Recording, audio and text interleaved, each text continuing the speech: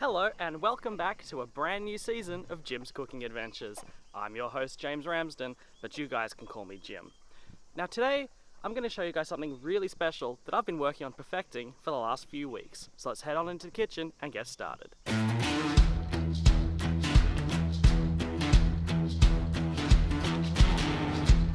So today I'm going to show you guys how to make what I like to call a crumb steak. Now you might find online that some people call these a breaded steak too, but really it's the same thing. It doesn't really make that much of a difference. So to begin, I'm just going to crack 3 eggs into a mixing bowl.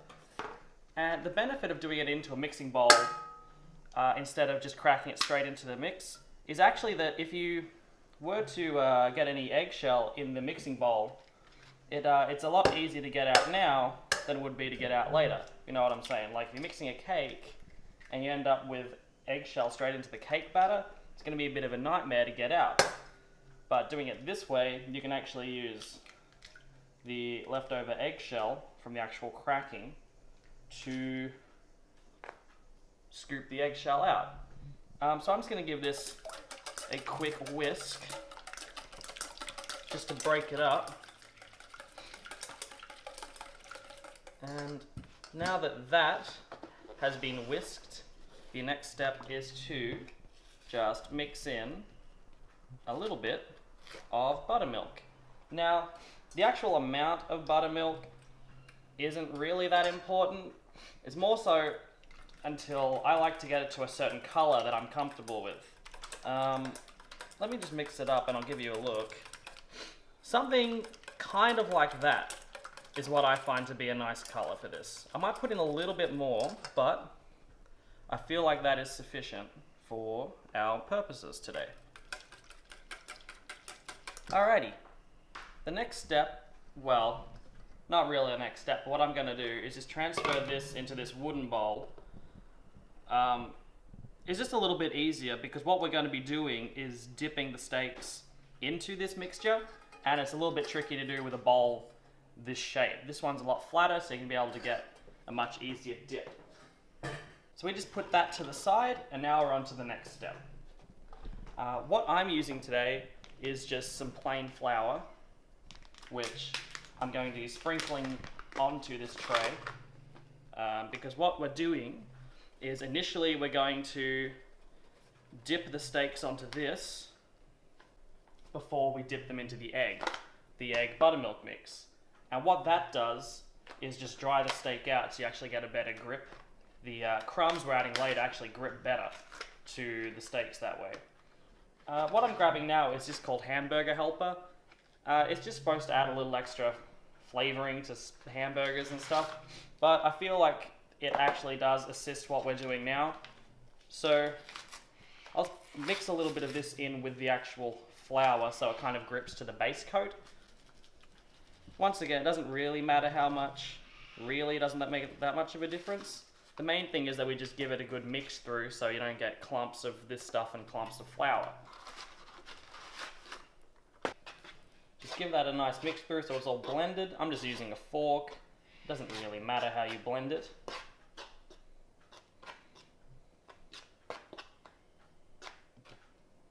Just for purposes of ease, the next thing I'm going to do is grab our breadcrumbs. I'm using panko breadcrumbs because I've found that you can buy other seasoned breadcrumbs that don't quite, what's the word I'm looking for? I found ones that add kind of a weird taste to the steak. So grabbing some actual just plain, literally plain white breadcrumbs should do the job well when actually coating the steak. And you'll find that these breadcrumbs are actually often used as well in Asian cuisines. So you'll find actual crumb chicken or other things that actually use panko breadcrumbs. I'll put that to the side, and now we're up to grabbing the steaks. Now for the actual steaks, these are actually quite thin. They're called barbecue blade steaks or just barbecue steaks. You don't want to grab anything too thick because we're actually going to be cooking these just by pan frying them. Well, it's more like kind of like pan deep frying, more so than just pan frying. So you don't want anything too thick, so it'll actually cook the whole way through while it's just in the pan. You don't really want to, you can pop it in the oven afterwards if it's not quite cooked to how you'd like it, But ideally, you just want to get it done quickly and in the pan instead of putting it in the oven. So, just going to grab one of the steaks and dip it into the flour mixture. And you just want to make sure it's got a nice coating of this on top. This layer doesn't need to be thick, just because it's the base layer. We're going to be adding extra kind of, building up the layers with the breadcrumbs afterwards. So this just needs a generous coat. Just not a thick coating, but just make sure the entire steak is actually covered. And that should do for this layer. The next step is to dip it into the buttermilk and egg mix. So let's give that a little bit of a shake off to get break up any excess clumpy flour. And now we just dip it in. And it is quite messy, unfortunately, but I assure you it tastes nice, so the end game is worth it, I promise. I'll let that drip off a little bit. And now we're into the breadcrumbs. Sorry, it's all just kind of over the place. I got everything spread out everywhere on the table. The same with similar to with the flour, you want to give this a generous coating, but we are going to go back for a second layer with this. So what I mean by that is when this is sufficiently coated with the first lot of breadcrumbs, I'm going to dip it back into the buttermilk and egg mix, and then back into the breadcrumbs to give it like a second layer, almost, like a second layer of the crumbs, which is exactly what you want. You want it to be nice, and you want a nice thick crunch on it. So, I reckon that's got a good coat on it now. And this is going to give it a quick dip back into the buttermilk egg wash. That'll do.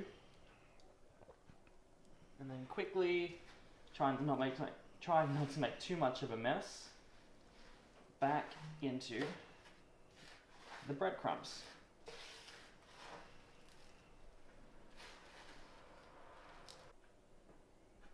Alright, I'm calling that one done. I'll make the second one later, but just for now, I'm going to fry this one up and show you guys how it's done. So the next thing we need to do is actually fry these up. So I'm just going to grab the tray and just bring it over here to the stove, just for ease.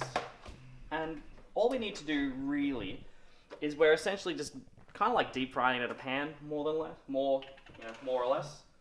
So just put a bit of oil in the pan. It looks like a lot, but it doesn't really matter. That'll do, I think. That'll do. And what we need to do is just light that. And we need to get that to a hot temperature. Good news, everybody. The oil's reached temperature and it's time to put our steak in. So I'm just going to give it a quick flip. Just to, yep, that's crumbed well. You can see the thick coat on that. And now just gently, just place that in. What's really important to do with this is to just keep an eye on it and make sure the crumbs don't burn. Ideally, you're looking for a golden brown color, just like we've achieved here. So once that's ready, just give it a flip. You just got to wait a little longer until the whole thing's deep fried. Okay, so the steak's been in for a while, and I'm pretty sure it's time to take it out. I'm just going to give it a quick flip to make sure it's cooked evenly the whole way over. And yeah, it has. See, this nice golden brown colour. Maybe a bit more on the brown side, but it really doesn't matter that much. And try not to break the crumbs. Now, all we need to do now is just let that rest for a few minutes. Maybe we can pat that down with some paper towel to try and get some of the excess oil off. But now that's done. And there you have crumb steak, gym style.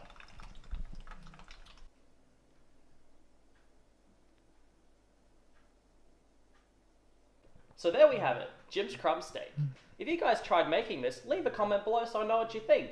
Until then, I'll catch you on the flip side.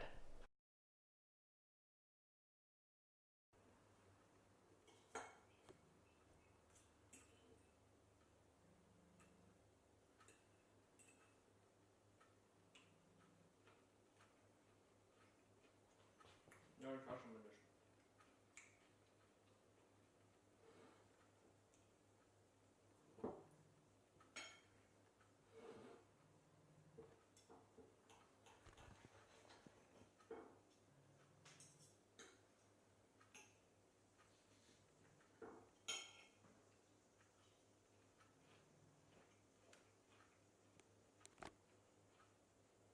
This is fun. Yeah.